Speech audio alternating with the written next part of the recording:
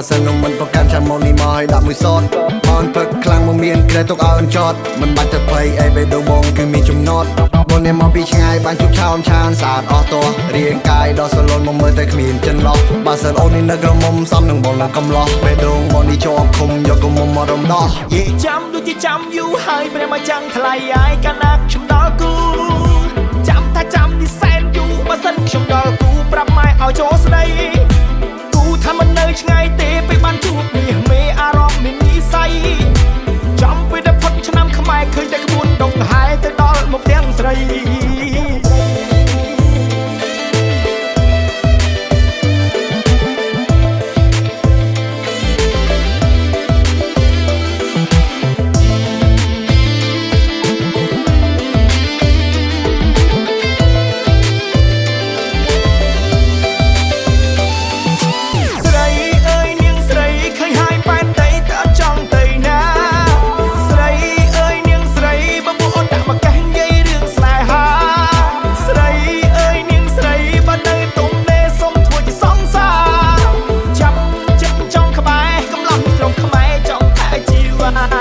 សម្រងអូនស្អាតដាច់គេ